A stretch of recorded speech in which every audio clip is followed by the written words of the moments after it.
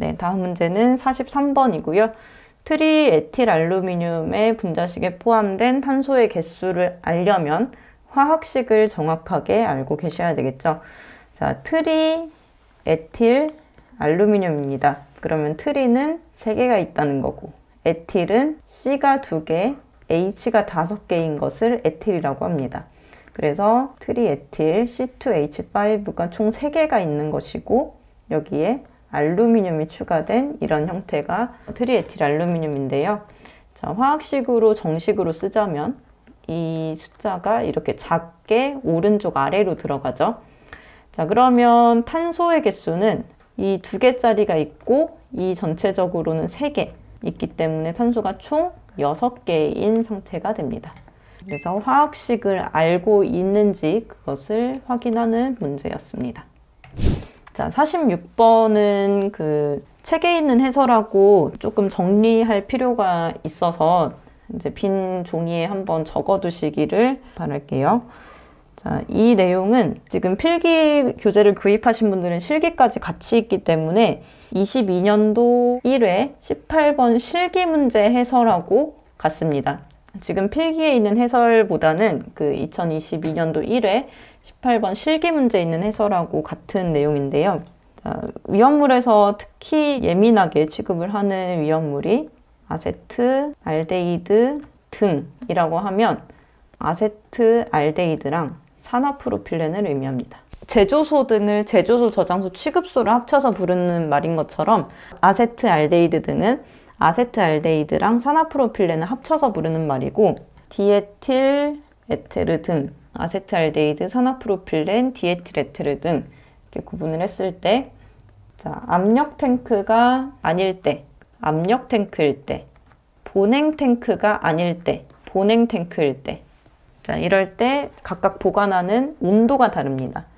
자, 아세트알데히드 등은 왜 굳이 이렇게 2개로 나눠서 썼냐면 온도가 각각 달라서 그런데요. 자, 압력이 유지가 되지 않는 그냥 일반 탱크의 경우에는 온도 기준을 좀 더 엄격하게 해야 되기 때문에 아세트알데히드 15도로 해야 되고, 산화프로필렌, 디에틸에테르는 30도씨로 해야 됩니다. 압력 탱크는 어느 정도 압력이 유지되고 안전이 약간은 보장된다고 보기 때문에 전체 다 40도씨로 보관을 하는 거고요. 보냉 탱크가 아닌 경우에 40도씨 유지, 보냉 탱크인 경우에는 B점 이하로 유지하도록 되어 있습니다. 자, 그렇다 보니까 이게 지금 압력 탱크에 저장하는 아세트알데히드 등의 온도를 물어보고 있으니까 압력 탱크에 저장하는 아세트알데히드의 온도는 아세트알데히드이든 산화프로필렌이든 디에틸에테르 등이든 다 40도씨인 2번이 답이 되겠고, 다른 문제에서는 15도를 물어볼 수도 있고요. 여기 40도씨를 물어볼 수도 있고, B점을 물어볼 수도 있고, 이렇게 각각 숫자가 다릅니다. 그래서 이 표를 꼭 암기하시면 그래도 필기 문제에서 2-3 문제는 조금 더 맞추실 수 있을 거라고 생각이 듭니다. 중요한 문제고요. 자, 49번입니다. 물과 접촉 시 유독성의 가스는 아닌데 화재 위험성이 증가하는 가스를 발생시키는 것. 자, 1번 인화칼슘의 분자식은 CA3P2입니다. 자, 이게 물하고 반응하면 물이 H2O이지만 반응할 때 이렇게 보시면 되겠죠. 자, 수산화인 OH는 항상 앞에 있는 거랑 만나고 H가 뒤쪽에 있는 거랑 만나서 뭐가 생기겠어요? P랑 H가 만난 PH3, 포스핀이 생깁니다. 자, 2번은 황린, 삼류위험물인 P4인데요. H2O랑 만나서 반응을 일으키지 않습니다. 물속에 보관하는 물질이고요. P도 H2O랑 만나서 물과 반응하지 않습니다. 그래서 이 둘은 주수소화랍니다. 물하고 만나도 아무 반응이 없으니까요. 그냥 뿌려도 되는 거고요. 4번에 나트륨은 물, H2O랑 만나게 되면 OH는 이 금속하고 만나려고 하는데 H가 만날 사람이 없죠. 만날 대상이 없어서 H2를 발생하게 됩니다. 그러면 발생하는 것은 pH3랑 H2 이렇게 있는데 어떤 것이 더 이 문제와 맞게 되냐면 pH3, 포스핀의 경우에는 유독가스입니다. 독성이 있어요. 독성이 있고 수소는 독성은 없는데 그냥 가연성 가스입니다. 그래서 독성은 없지만 가연성 있는 가스인 수소를 발생하는 나트륨이 답이 됩니다. 자, 이 문제뿐만 아니라 다른 위험물들도 물하고 반응할 때 괜찮은지, 물하고 반응할 때 어떤 기체를 발생하는지 정확하게 구분을 해서 암기하시는 게 중요합니다. 자, 52번은 법령 문제에서도 조금 까다로운 문제라서 중요도는 조금 떨어지지만 그래도 가지고 왔습니다. 자, 1번은 옥내 탱크 저장소에서 탱크의 용량을 산정을 할 때 탱크를 얼마까지 보관을 할 수 있냐. 자, 지정 수량의 40을 곱한 만큼을 저장할 수 있습니다. 근데 사료는 조금 상황이 달라요. 사료는 특수인화물부터 1석유류, 알코올류, 2석유류, 3석유류, 동식물유류 이렇게 있죠. 이 위험물 중에 사석유류랑 동식물유류는 똑같습니다. 40을 곱한 만큼까지 탱크의 용량을 정할 수 있어요. 근데 특수인화물부터 3석유류까지는 곱하기 40을 했을 때 2만이 넘는다면 그냥 2만 리터까지만 하게 됩니다. 예를 들어서 특수인화물은 지정 수량이 50리터죠. 40을 곱했을 때 2000리터가 돼요.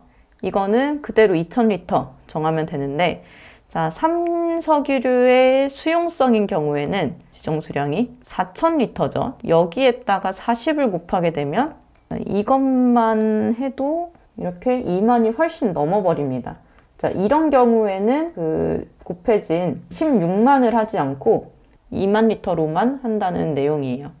그러니까 옥내 탱크 저장소의 용량은 지정 수량의 40배 이하로 할 것. 이 말이 맞는 이유는 지금 4석유류를 저장하는 곳이기 때문에 2만 리터로 제한하지 않고 40배 이하이면 괜찮다. 그래서 맞는 설명이고요. 자, 이번에 탱크 전용실은 벽, 기둥, 바닥, 볼을 내화 구조로 할 것. 즉, 건물을 이렇게 그렸을 때 이 건물에 전체 다 불연 재료로 해야 됩니다. 그래서 내화 구조가 아니라 불연 재료가 돼야 맞고요. 탱크 전용실에는 창을 설치하지 아니할 것. 창을 설치해야 합니다. 그 다음에 탱크 전용실에 펌프 설비를 설치하는 경우에는 0.2m 이상의 높이. 자, 이게 다른 취급소나 다른 곳에 0.15 또는 0.2m, 0.1m 턱의 높이를 하도록 되어 있기 때문에 그게 헷갈릴 수 있지만 옥내 탱크 저장소의 탱크 전용실의 턱 높이는 0.2m 이상의 높이가 아니라 문턱 이상의 높이로 턱을 설치할 것 이렇게 되어 있습니다. 자, 그래서 탱크 전용실의 문턱 높이 이상으로 설치하도록 되어 있으니까 4번도 틀린 설명이 돼서 옳은 답을 고르는 1번이 답이 되겠습니다. 자, 마지막 문제인데요. 위험물을 제조의 목적으로 취급하기 위한 취급소의 구분을 4가지로 한다. 이 내용은 제조소 등 제조소와 저장소, 취급소의 이름을 정확하게 구분해서 알고 있는지를 물어보는 문제입니다. 제조소의 종류는 1가지가 있고요. 저장소는 8가지가 있습니다. 취급소는 4가지가 있는데 이 4가지가 어떤 취급소인지 한번 답변을 해 주시는 걸로 이 문제는 마무리를 할게요. 그리고 저장소에 제가 지금 마지막에 비워둔 이 칸에는 어떤 저장소가 들어갈지 또 답변해 주시면 좋겠습니다. 자, 취급소의 4종류는 뭘까요? 그리고 저장소는 총 8종류인데 여기에 들어갈 마지막 이 탱크, 무슨 탱크 저장소, 이 이름은 뭘까요? 주유, 판매, 이송, 일반 이렇게 말씀해 주셨는데 주유 취급소 맞고요. 판매 취급소, 이송 취급소, 일반 취급소 이렇게 4가지입니다. 여기에서 자주 헷갈리시는 부분이 이송 취급소를 이동 취급소로 그리고 판매 취급소를 판매 저장소로 헷갈리실 수 있기 때문에 어떤 취급소인지 어떤 저장소인지 헷갈리지 않는 거는 기본 중에 기본이고 틀리면 굉장히 아까운 문제예요. 자, 여기 마지막에 들어갈 말도 맞습니다. 안반 탱크 저장소.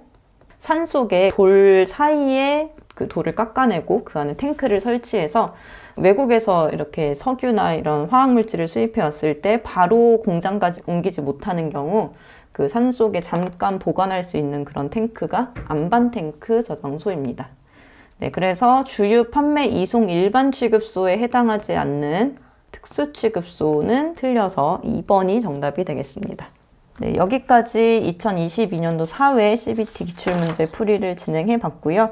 자, 이 내용들은 저희 교재되어 있는 내용들 계속 반복해서 보시면 비슷한 문제가 많이 있습니다. 그래서 그 문제들 계속 반복해서 풀어보시면 산업기사 필기 합격은 크게 어렵지 않습니다. 사실 근데 필기만 합격했다고 자격증이 나오는 것이 아니라 우리는 실기까지 합격을 해야 되죠.